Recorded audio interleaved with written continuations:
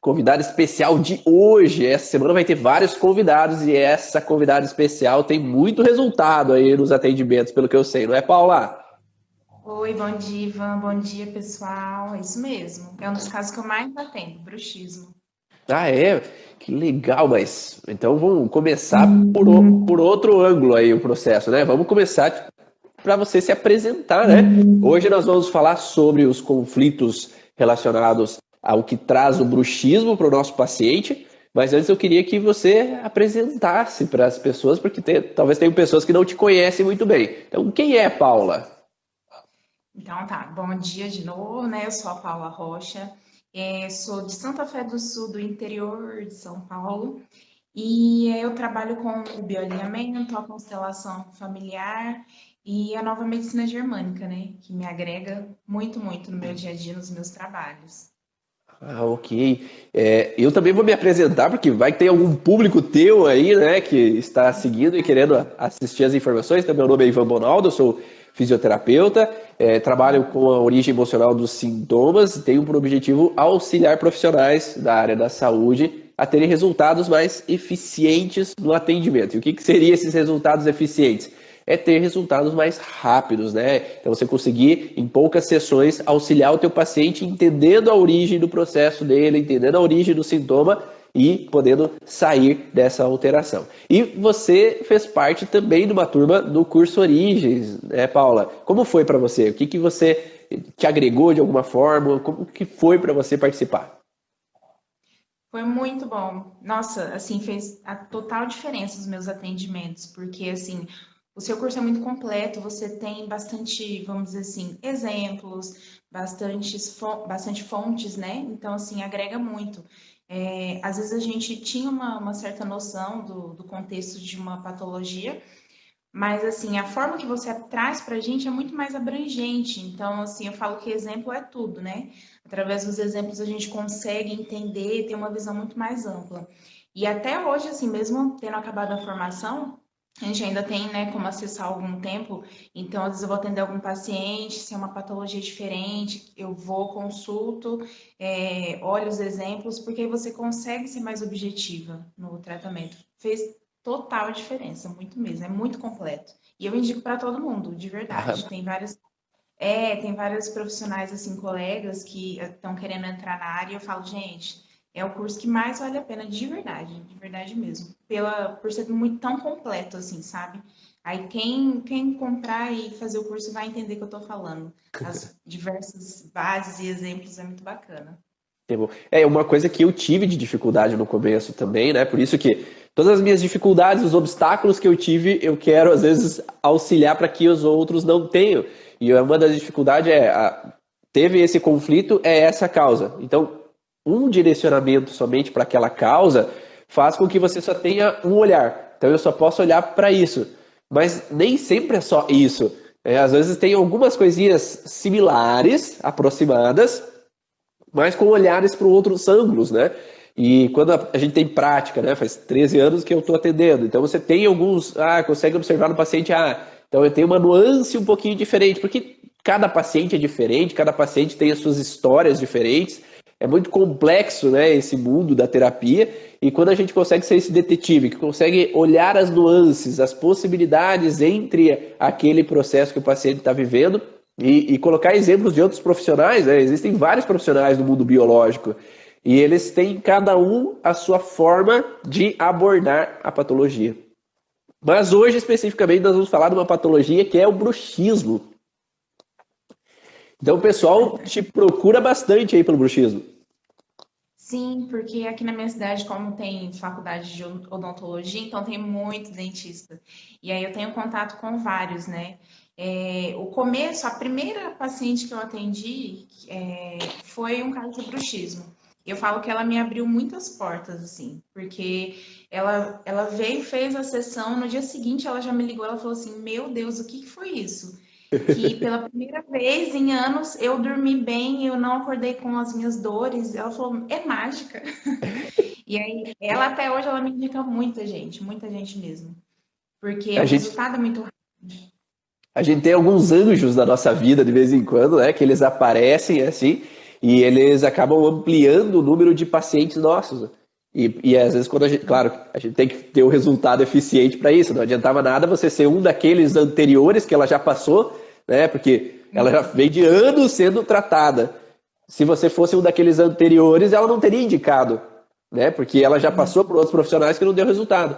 E aí, quando a gente consegue ter a origem do processo nas mãos, é muito mais rápido e eficiente, porque daí faz sentido, né? Você vai a fundo da essência daquele paciente. E me diz um pouco aí, o que que você tem visto nos pacientes? Tem estudo de caso aí, exemplo ali que você encontrou de conflitos? Tem, a maioria, eu vou falar 99%, é em relação às falas, a não conseguir dissuadir. A maioria, essa mesmo, essa primeira pessoa que eu atendi, ela havia brigado com o namorado e eles acabaram terminando. E foi toda aquela discussão que começou a causar. É, que dia que foi? Sexta-feira, atendi outra moça também com problemas no casamento, onde o marido ele impõe muitas coisas para ela e ela vai tentar falar da opinião, ele já fala, é assim, pronto, acabou. Desse jeito. Então, assim, ela tava, inclusive ela veio para, ela é do Mato Grosso, ela veio para o estado de São Paulo fazer uma cirurgia, para você ter ideia de tão afetado que tava.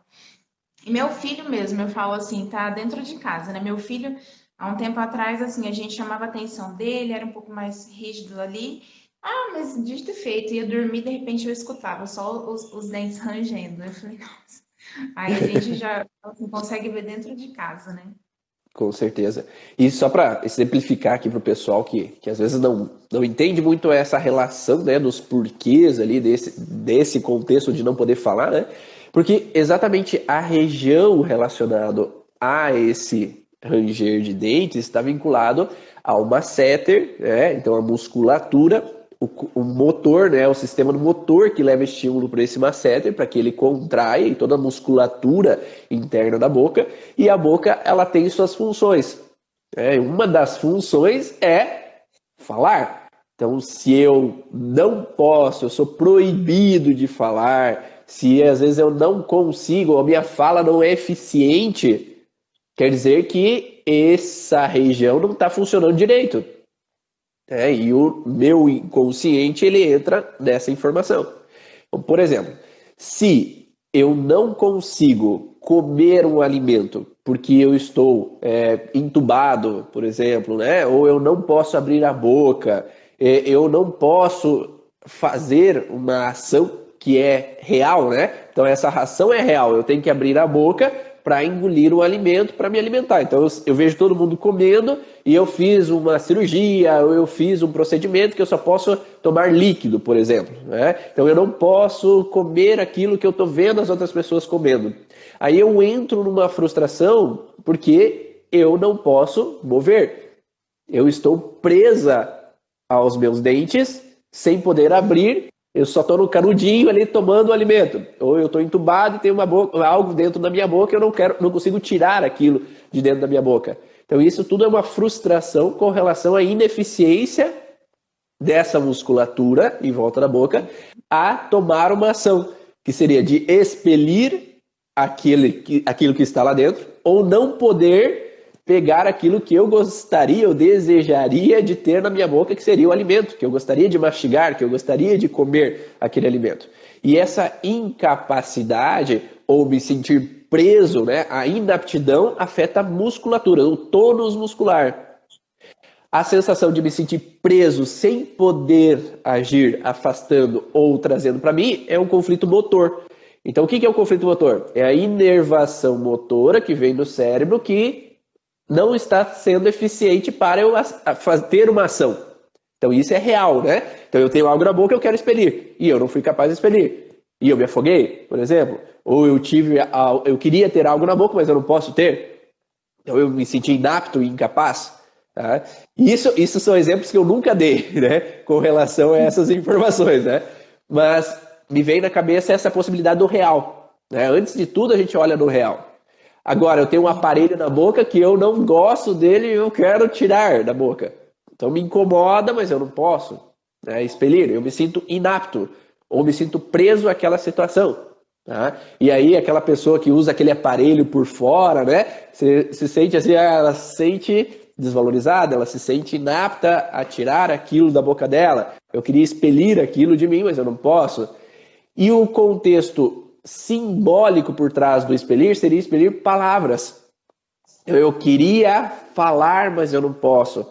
Eu tenho que me calar, eu me proíbo de falar, porque falar vai gerar um problema.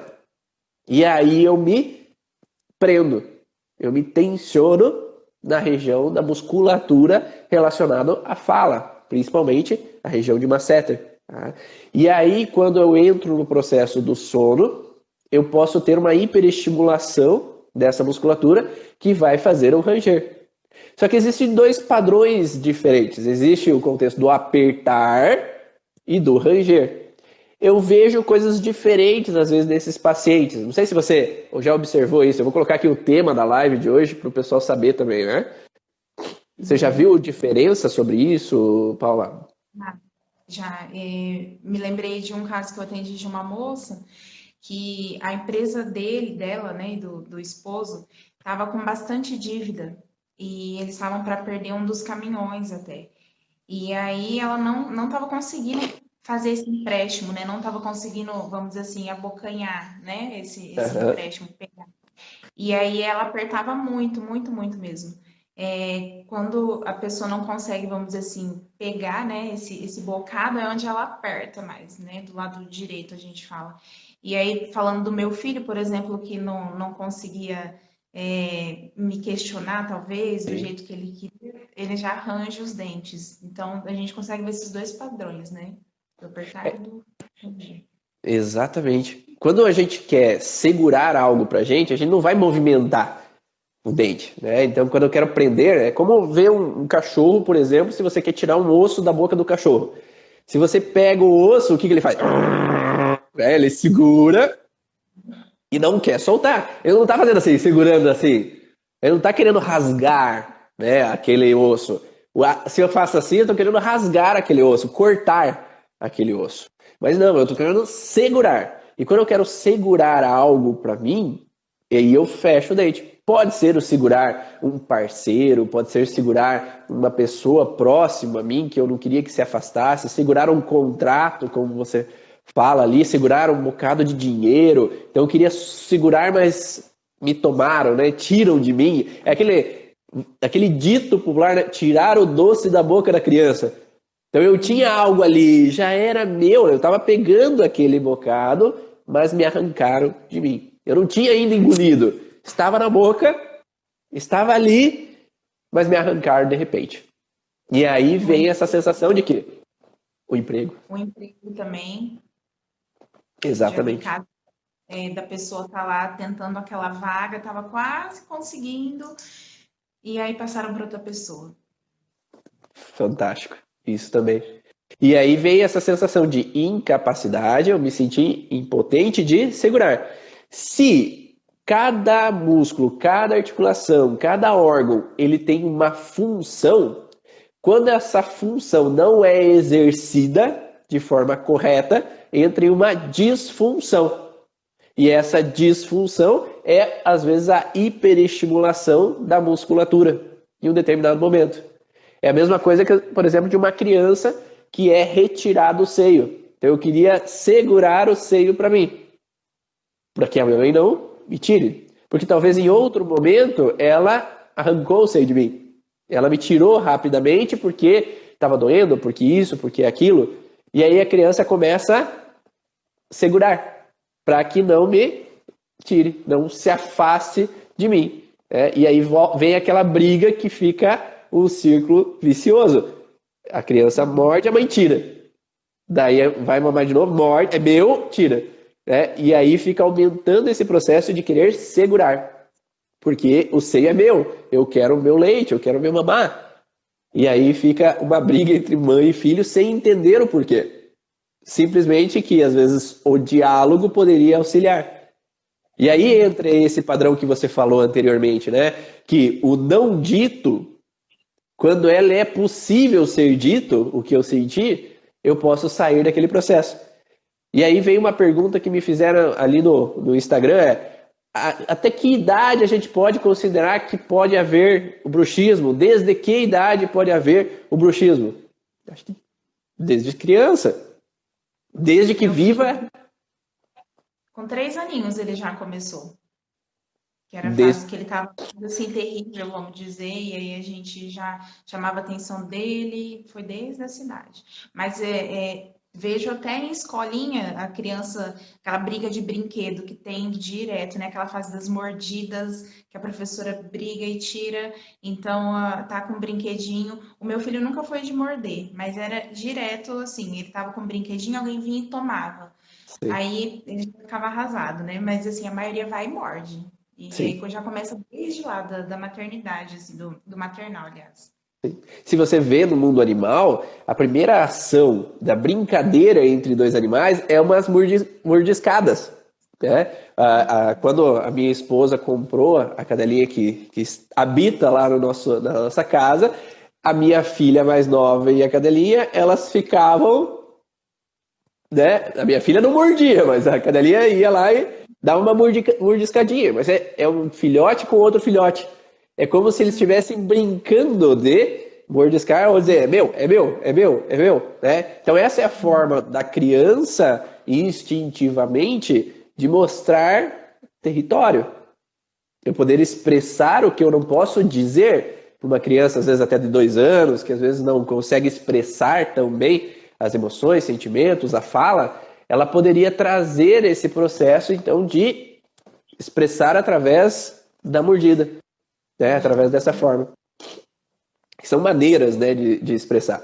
E aí entra aquilo que você falou. Quando é possível o pai e a mãe dos nossos pacientes, né? Tem um paciente criança, o pai e a mãe vêm, e esse pai e a mãe, a gente conversa e dialoga com eles, falando, ó, vocês já pararam para ouvir seu filho? Já pararam para Uhum. perguntar o que está acontecendo?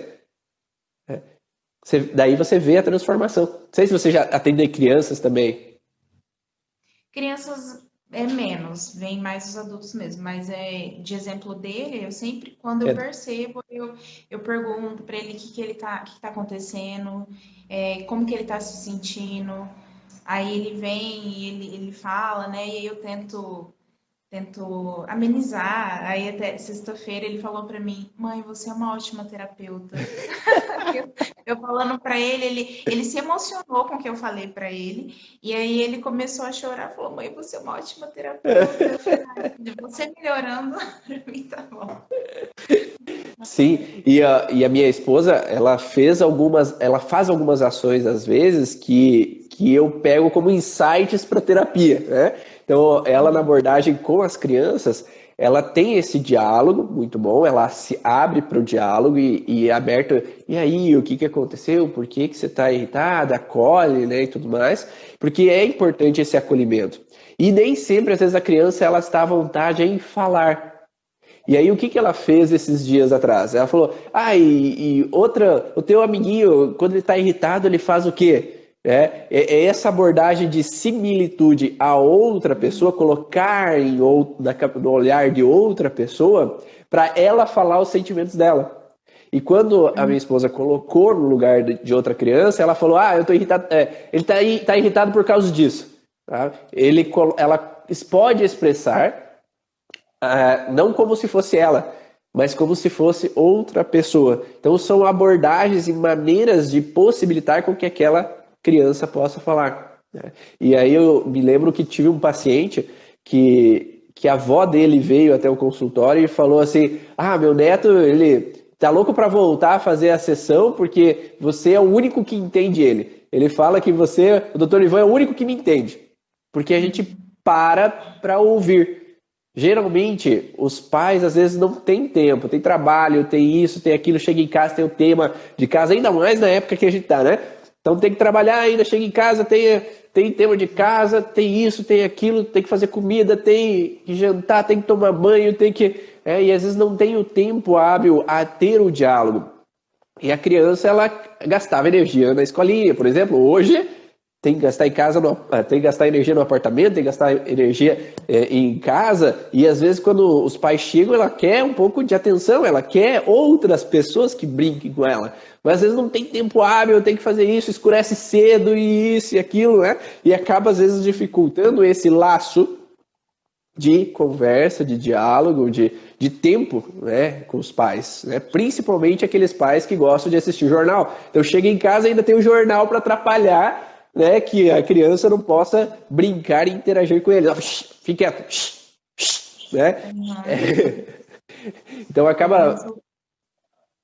O Pode Enzo, falar. para eu conseguir, para falar com ele, para ele se abrir mesmo, ele gosta de colocar a coberta. Então a gente fala a cabaninha da conversa.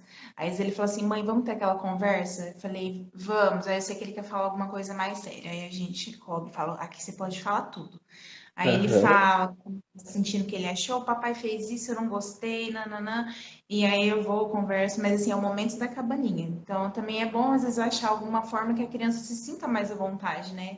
O dele, quando ele coloca o betozinho dele, aí ele se abre, ele fala. Que legal, que máximo.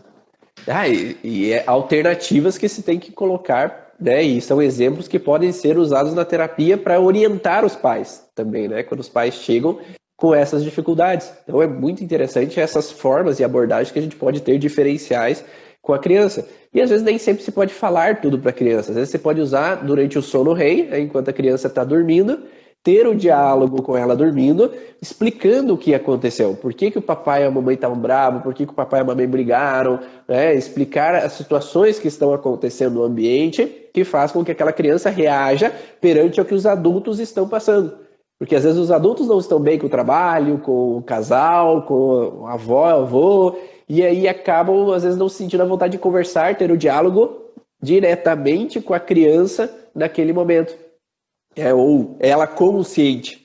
E aí tem o sono REM. Então, durante o sono, que é chamado de diferentes maneiras, né? O sleep talking ou reprogramação do sono REM, você pode usar a forma de explicar e dar segurança para aquela criança que aquilo já passou, né? Mas, com isso, você não pode usar no adulto, né? Você tem que ter o diálogo no adulto. E aí é importante entender o que está dentro daquela pessoa. E aí nós, como terapeutas, como detetives, a gente tem que desvendar o que aquele paciente esconde. Que ele possa, enfim, expressar o sentimento dele, né? E aí é o que a gente pega, né, de informações de buscar. O que você sentiu perante a isso? Qual é o teu sentimento? O que você passou naquele momento? Então, a Paula falou alguns exemplos. Tem algum outro exemplo de paciente que você atendeu ali com o bruxismo? Mas é principalmente essa dificuldade da fala, né, Paulo? Principalmente essa, a mais recente ainda, quando ela conseguiu ver mesmo, e assim, não era só a questão do companheiro, né? Ela também tem uma pessoa que ela trabalhava e aí a pessoa fechou o ateliê e ela comprou o ateliê então e montou um ateliê de doces. Só que a ex-patroa, vamos dizer assim, ainda se comporta como sendo a patroa dela. Então ela vem, impõe, é a hora que ela quer, ela liga. E aí ela falou assim: eu não consigo, eu vou falar. Aí nisso o marido junta, sabe? E acaba passando na frente dela para falar com a ex-patroa. Aí até que ela reconheceu isso, ela entendeu. Ela falou: não, chegando lá na minha cidade, eu vou fazer uma reunião com ela e antes eu falo com meu esposo que agora eu vou tomar as rédeas da empresa, eu que vou falar, eu que vou decidir. E eu falei, você precisa fazer isso, porque até quando você vai ficar, né, só sendo boicotada, vamos dizer, não podendo se expressar? Eu falei, e aí tá refletindo na sua dor. Teve noite que ela falou, assim, falou que ela acordou de 2 em 2 horas com dor, vomitando de dor. Ela estava há um mês, de tão forte que estava. Ela estava há um mês tomando remédio de 5 em 5 horas, para você ter ideia, de tão forte que estava. Aí, quando ela entendeu, ela falou: gente, como que o cérebro manda, né? Eu falei: totalmente. E aí, ela tendo essa noção, ela pode mudar a postura dela, né? E como nós falamos antes, é um sentido biológico de proteção. Não é pro teu mal que o bruxismo apareceu. É porque se eu não fui capaz e eficiente de realizar uma ação, o meu cérebro lhe manda estímulos para que aquela ação seja melhor efetivada da próxima vez. Tá? Só que, se eu permaneço muito tempo nesse processo, a tendência de ter um espasmo, uma tensão maior do que deveria perante aquele processo. Tá? E ali comentaram, geralmente quando eu tenho bruxismo eu tenho irritabilidade, eu tenho raiva junto. Sim, porque muitas vezes tem uma conexão entre esses padrões. Que se eu não pude dizer algo, eu não pude expressar algo, eu tive que me prender para não falar algo. Me prender é um conflito motor. Então eu tive que me segurar os dentes, segurei os dentes para não falar, eu segurei os dentes para não morder aquela pessoa, né? Que é aquela criança também. É aquela criança que quer morder, mas não pode morder, senão apanha também. Então eu tenho que segurar os dentes para não morder, eu tenho que segurar os dentes para não agredir, para não rasgar o couro daquela pessoa, né? Então no mundo animal é esse contexto de abocanhar, de rasgar o couro, porque eu quero dissuadir, eu quero agredir aquela pessoa que está me fazendo mal. Só que se eu me proíbo disso, eu tenho uma sensação associada de raiva. Então se eu não pude gritar é porque eu tinha raiva daquela pessoa e eu queria gritar. Então o que o meu cérebro entende? Se eu não fui eficiente, eu coloco uma raiva maior para da próxima vez ser mais eficiente. Então eu vou tendo maior irritabilidade, maior raiva para que eu possa dissuadir aquela pessoa que em algum momento me fez algum mal. O problema é que hoje, como seres humanos, não no mundo animal, no mundo animal ele ia lá dar uma mordida e sai daqui, não enche o saco, não enche paciência. Agora nós temos um chefe, nós temos alguém da família, nós temos outras pessoas que nós não nos permitimos agredir. Porque senão pode vir um problema maior, pode vir uma dificuldade maior. Então é melhor se calar. E é frequente isso, não é, Paula? Muito, muito. Eu falo que é o que vai aumentando cada vez mais. Ainda mais dentro de casa, assim, eu vejo a maior parte dos casos, não é nem tanto em relação ao trabalho, mas em casa, porque é aquilo que você falou.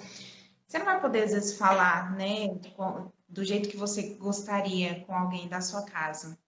Então você vai ter que ter todo aquele jeitinho ou então não falar. E aí é onde você começa a se prejudicar também. Sim. Criança, você tinha perguntado, eu lembrei de uma que eu atendi, que o pai foi viajar para outra cidade para ver o outro filho. E aí, o menininho também, ele ficou assim arrasado. E ele começou a chorar, chorar, chorar, a mãe conta. E ele falava, papai não vai mais voltar. Papai não volta, cadê o Sim. E aquilo foi impactante para ele, porque até então o pai nunca tinha viajado sem ele, né?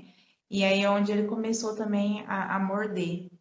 Porque o papai demorou, acho que parece que ficou uma semana fora. Nossa, aquela criança Caramba. sofreu. Sim. E nós, quando vamos no curso, vamos viajar, é o mesmo processo. Mesmo. Se não tem o diálogo com nossos filhos, para que eles possam entender que o papai e a mamãe sempre vão voltar, a mamãe sempre vai voltar, o papai sempre vai voltar, ou começa a ir para aula e começa a se afastar, né? E ele não entende aquilo, não está conseguindo expressar. Então, todo um processo que eu não posso dizer. A Dani fala que pode ser um contexto de segurar as palavras que não podem ser ditas. É como se eu quisesse... Eu não posso falar, mas eu acho muito mais fácil de ser uma fragilidade quando eu disse e eu não pude segurar a palavra. Eu já falei e eu não devia ter falado. Eu devia ter segurado, né, aquela palavra, e isso causou um desentendimento, causou uma desarmonia na família, né? Ou eu não posso dizer, sim, me vem algumas histórias de pessoas que às vezes elas ficam remoendo uma situação, né, que aconteceu, e eu não posso falar para o meu esposo, eu não posso falar para minha esposa, eu tenho que segurar aquela palavra, tá na ponta da língua, mas não pode sair, porque senão pode causar uma desarmonia. Eu tive desgastes nos meus dentes até me permitir falar tudo. A Luz Cleia ali também. Tem crianças que rangem os dentes de dia acordada. Tem uma diferença no conflito em ser dormindo e acordada. Eu já vi bastante crianças que têm... eu atendi uma autista associada, né? Ela tinha autismo junto com algumas outras alterações depois pós-parto, teve algumas outras paralisias, paralisia infantil, entre outras situações associativas, e essa criança ela rangia durante o dia. Para mim, aquela frustração dela era muito mais intensa. Era uma massa do conflito muito grande que ela entrava nesse processo de ranger, de não poder dizer. Por que ela não podia dizer? Porque ela não falava.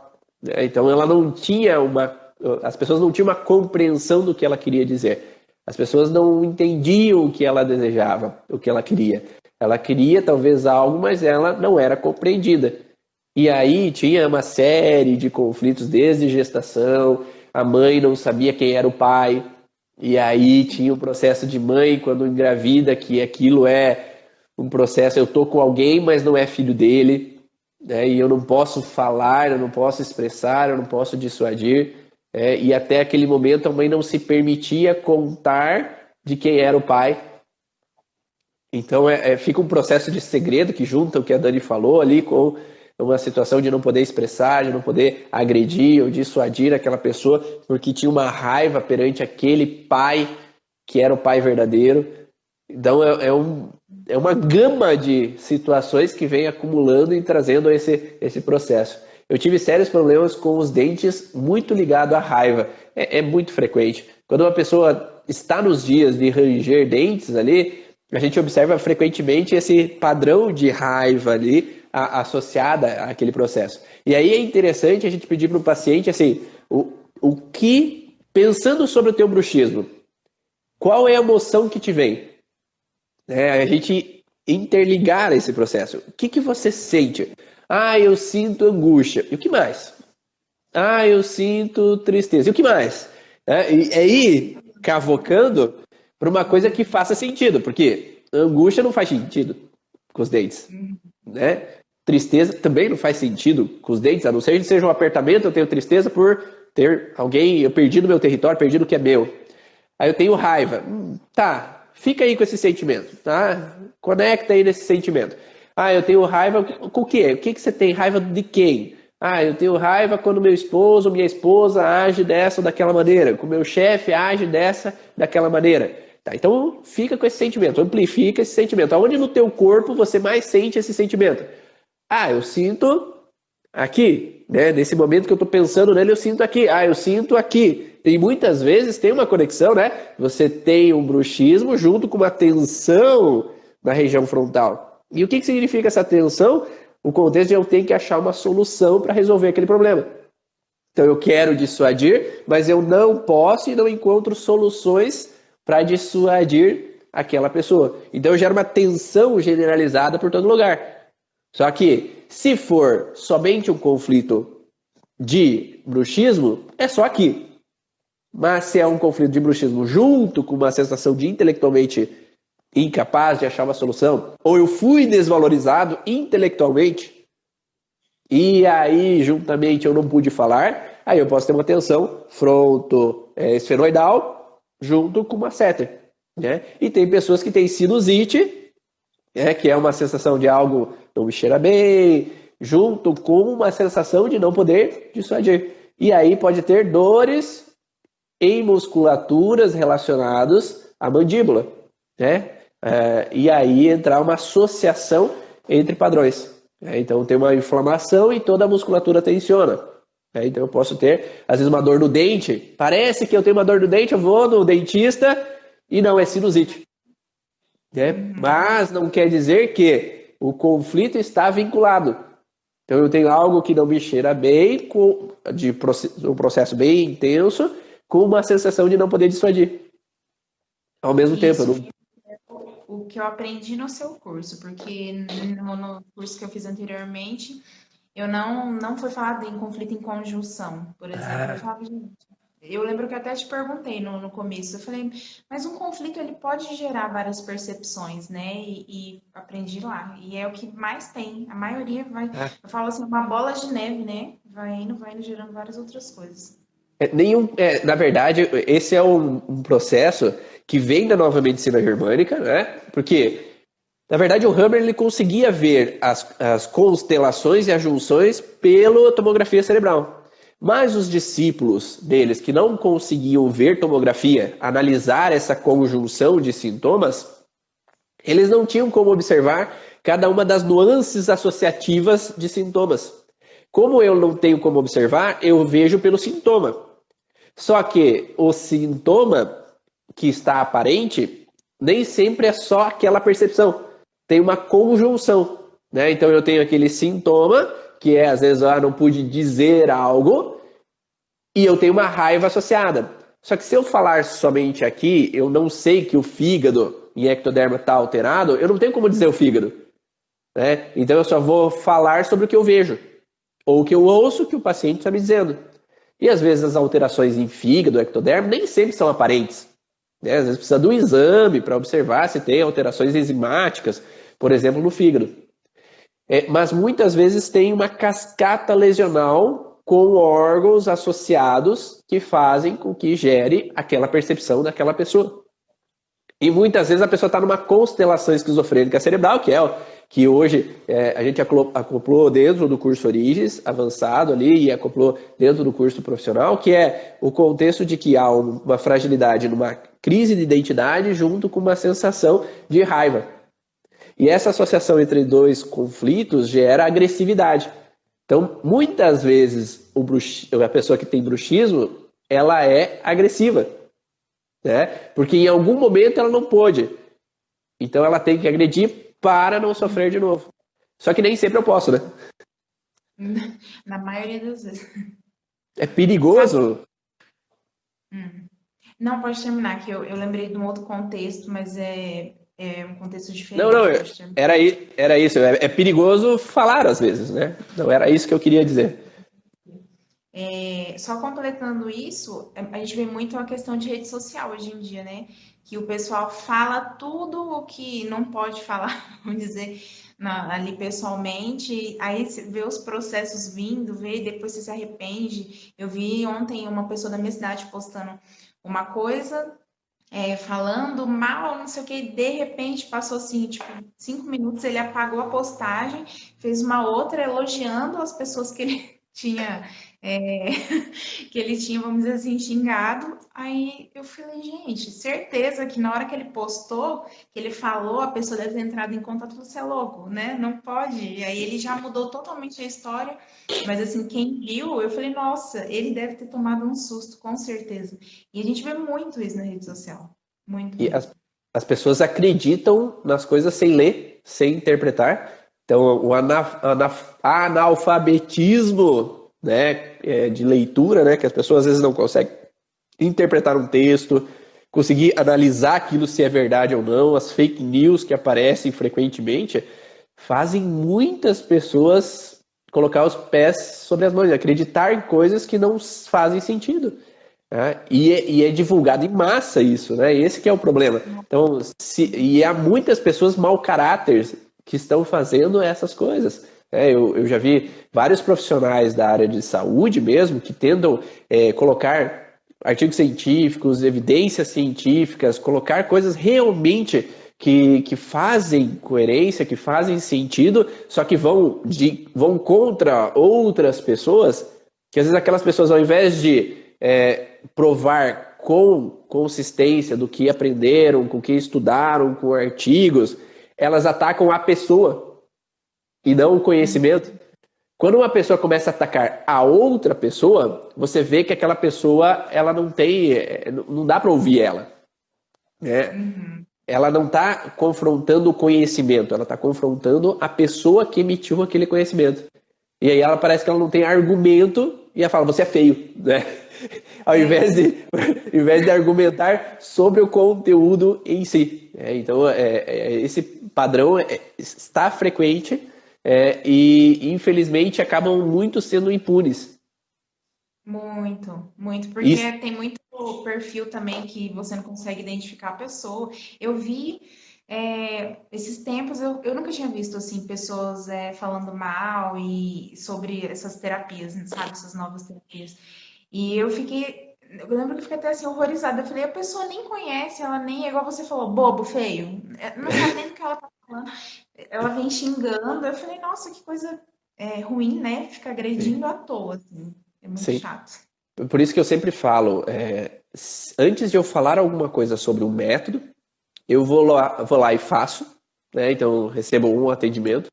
Ou esse fim de semana mesmo eu fiz um curso sobre o método, porque eu já ouvi falarem muito mal daquele método.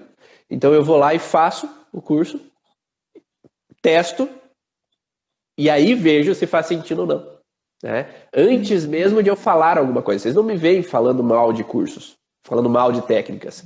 Né? Porque, para mim, eu tenho que realmente colocar em prática, e colocar em prática não significa assim, agora eu fui lá, fiz o curso, na segunda-feira eu vou atender um paciente, vou testar aquilo e colocar em prática. Não, né? Porque eu não tenho conhecimento de causa, eu não estudei, não li, reli aquilo lá para ver se isso faz sentido ou não. Né? Tanto é que muitas pessoas, elas são agressores, né? São agressores de técnicas e métodos, e às vezes eu ouço lá, depois que eu fiz aquilo, eu percebi que fazia sentido. Né? Então, às vezes a pessoa agride antes de testar, porque o que ela está jogando para fora representa o espelho dela. Né? Então, o bruxismo entra nesse mesmo processo. Quando eu não posso dizer para aquela outra pessoa, às vezes era o que eu queria dizer a mim mesmo.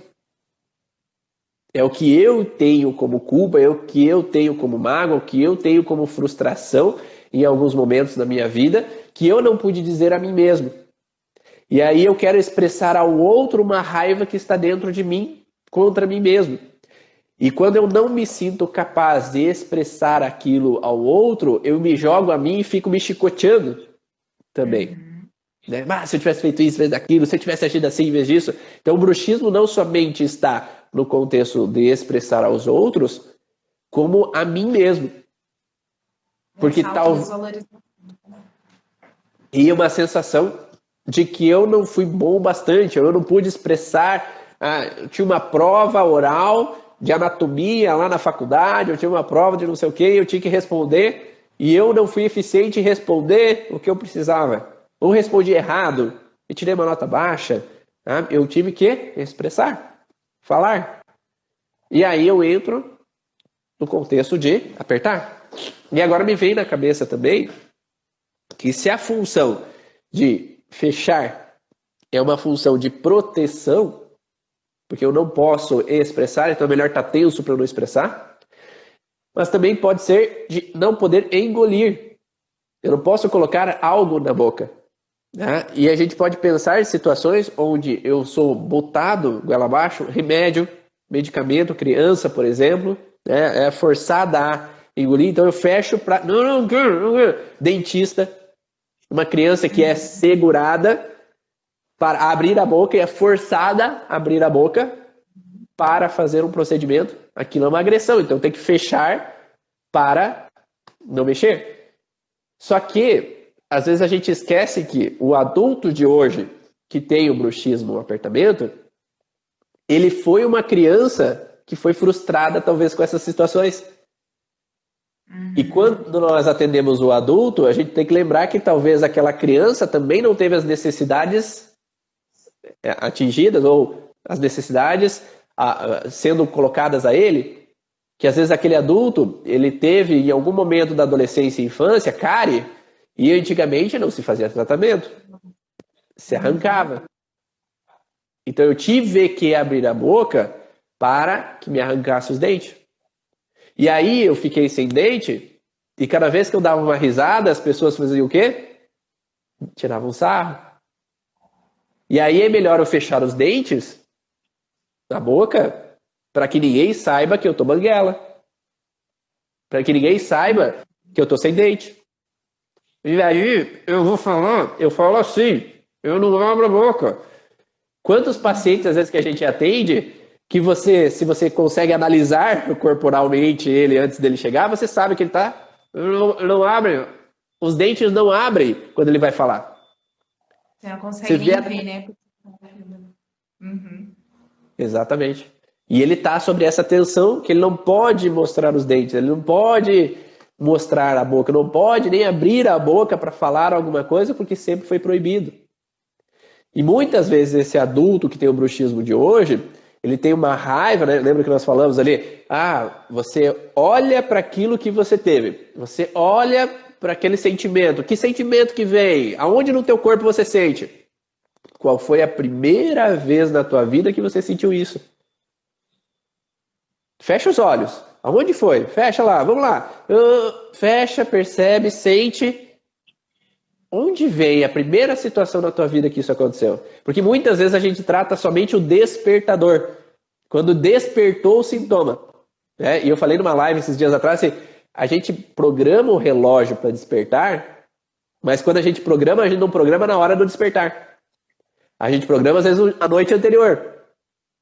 Então não basta olhar o despertar. Se você não programou direito, vai despertar na hora errada.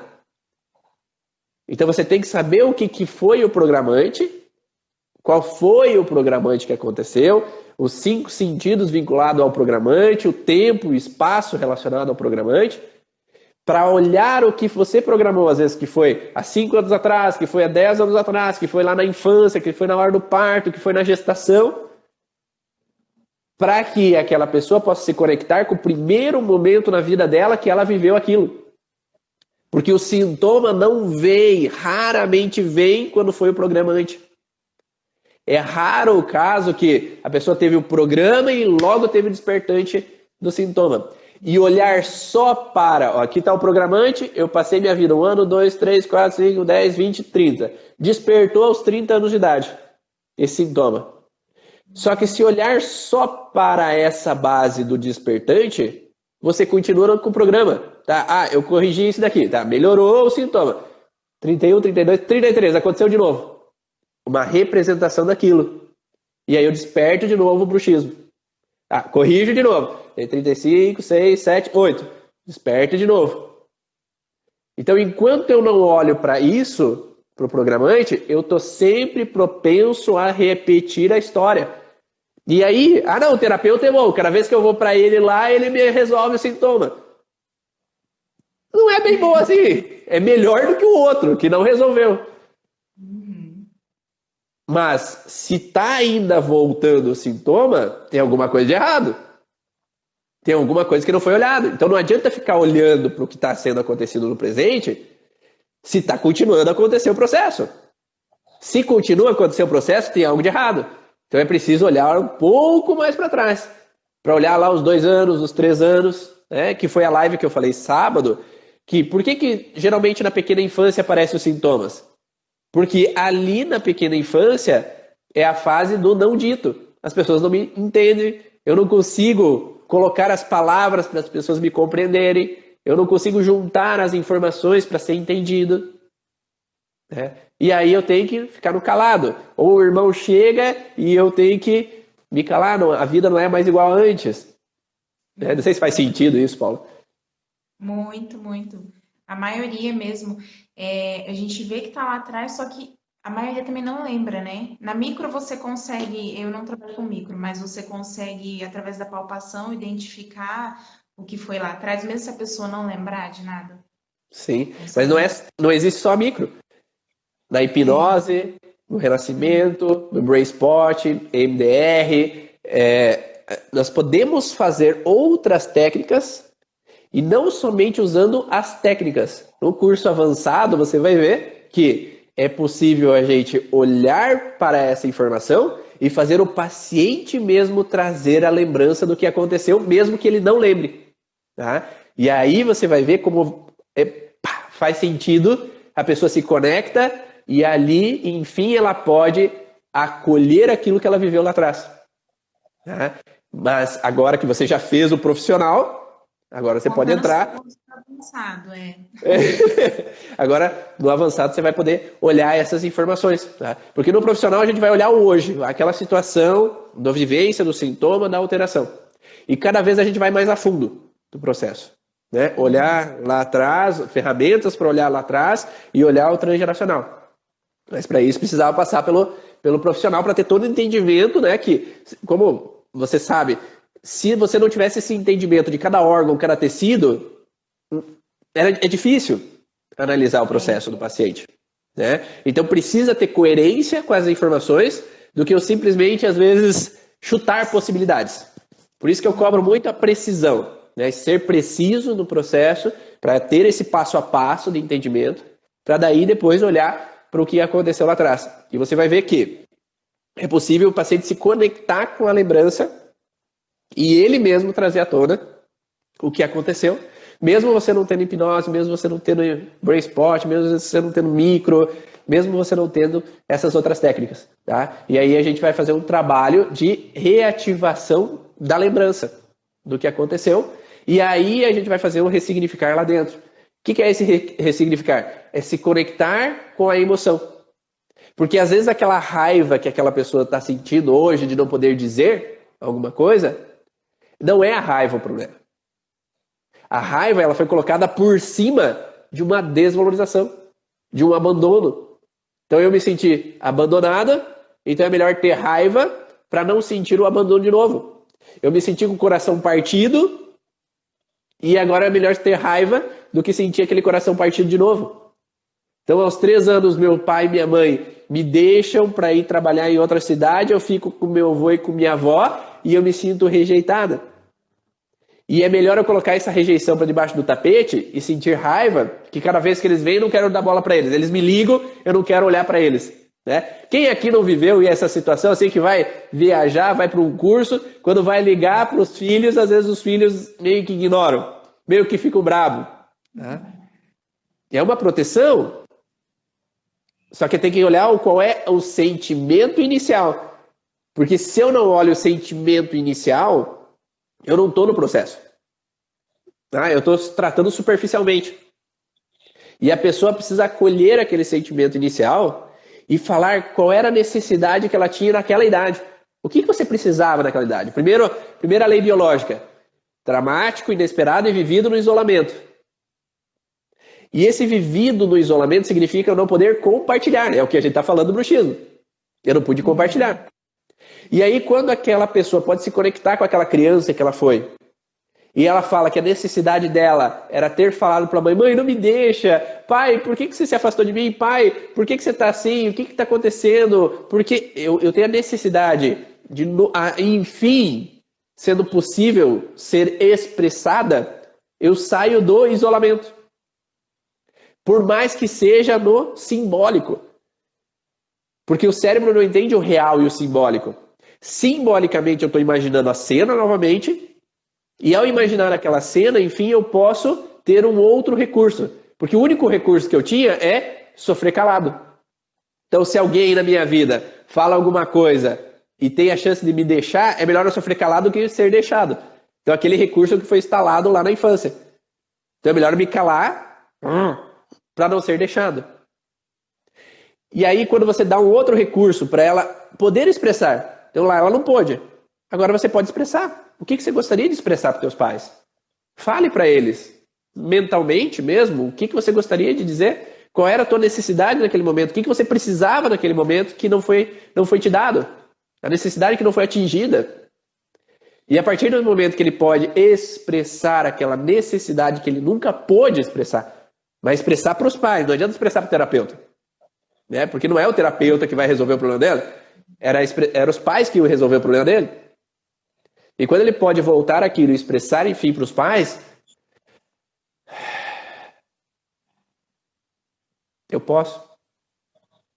E hoje eu posso entender que quando minha esposa ou meu esposo, ele age de uma forma, eu posso ter outro recurso que eu não tinha até então, mas agora eu posso ter esse recurso para expressar. Agora eu posso ter esse recurso, não dar bola para aquela situação, ser mais leve, porque enquanto aquilo lá, se acontece isso, você tem que agir assim, eu estou com um programante dentro de mim que, se acontece assim, eu tenho que agir assim. Se acontece assim, eu tenho que ficar emburrado. Se acontece assim, eu tenho que gritar. Se acontece assim, eu tenho que chorar. E daí, cada vez que acontece na minha vida adulta, eu volto a ser criança. Eu volto a agir na expressão daquela criança. Eu vou lá jogar videogame. Ou eu vou lá, eu choro sozinho. Ou eu vou lá, fico emburrado. Ou eu vou lá e me afasto. Chuto o balde. Não preciso de ninguém mesmo. Eu vou embora. Eu acabo esse relacionamento. Então, a gente pode, enfim, se conectar com aquilo que está lá dentro da gente. Muito obrigado, Paula. Muito obrigado por esse compartilhar dessas informações. Espero que todo mundo aí tenha gostado. Vão me dando feedback aí do que vocês acharam das informações aí dessa live com a Paula Rocha. Foi muito especial. Muito obrigado por ter aceito estar comigo hoje e ter falado todos esses exemplos de pacientes aí que você teve. E deixo as palavras contigo aí do que você gostaria. Agradeço muito, muito a oportunidade. Para mim é uma honra, porque você é uma referência de verdade. Indico sempre para todo mundo, igual eu falei. E falar para o pessoal que está aqui, que está na dúvida também, se vai fazer ou não o curso. O Ivan, eu até brinco com a Gisele, falo assim, o Ivan, ele deve ter, ou ele tem uns 5 irmãos gêmeos, ou ele não dorme, porque, assim, sempre você é muito solícito, a gente tem dúvida, você vai, explica. Esse suporte é muito bacana, que eu falo assim, é diferente de todos os cursos que eu já fiz, todos. Porque a maioria você pergunta, a maioria não responde, ou eu não sei, né? Enfim. Mas você sempre, sempre esclarece nossas dúvidas. A hora que for, eu falo, não, ele deve ter uns 5 congêneros, né? Mas é muito bacana. E eu fiquei muito feliz pelo convite. Aquela primeira vez, né, não deu certo da gente fazer, que ia ser no Facebook. Eu acho que estava com um problema no Face. Mas eu fiquei muito contente. Muito obrigada mesmo. Obrigada por fazer parte, assim, dessa nossa vida profissional, que faz toda a diferença. E eu falo sempre, a gente está numa comunidade de troca, né? A gente troca informações, a gente evolui juntos, né? E quanto mais tem essas ideias, possibilidades, informações, estudo de caso, a gente cresce junto, porque assim eu consigo entender um pouco melhor esses processos e conseguir crescer também junto com todos vocês, né? Muito obrigado. E para quem tem interesse de entrar na próxima turma, 7ª turma do curso Origens, abre as inscrições agora às 8 horas da manhã. Entra no meu feed do Facebook e lá no feed, no meu perfil do Facebook, no link do perfil, você tem como entrar, então, se cadastrar dentro da 7ª turma do curso Origem. Durante 2 anos você vai poder ter acesso a todas essas informações da origem emocional dos sintomas físicos e emocionais do corpo. Cada um desses detalhes aí que você pode agregar um pouco mais no teu atendimento e a partir daí conseguir ter resultados mais eficientes aí, como a Paula, que já fez um curso dentro das leis biológicas, mas que fez outro curso. Eu falei que eu já fiz 7 cursos dentro das leis biológicas e sempre um agrega mais que o outro e ajuda mais e sempre vai auxiliando. Então, se você já fez, faz, que vai ter certeza que você vai agregar mais conhecimentos dentro da tua vida profissional também, ok? E se você tiver alguma dúvida, me mande para mim diretamente no direct, ou manda uma mensagem dentro do Facebook, dentro do grupo do Workshop Terapeuta da Origem, que eu terei prazer em responder para você sobre o curso Origens dentro do vídeo de hoje que vai ser liberado. Tem também as informações todas do curso, como funciona, os 15 dias que você pode acessar e se você não gostou, você pode pedir reembolso do valor, o valor de quanto é o curso e tudo que está dentro do curso está disponível lá. Um grande abraço, obrigado novamente, Paula, uma ótima semana a todos. Tchau!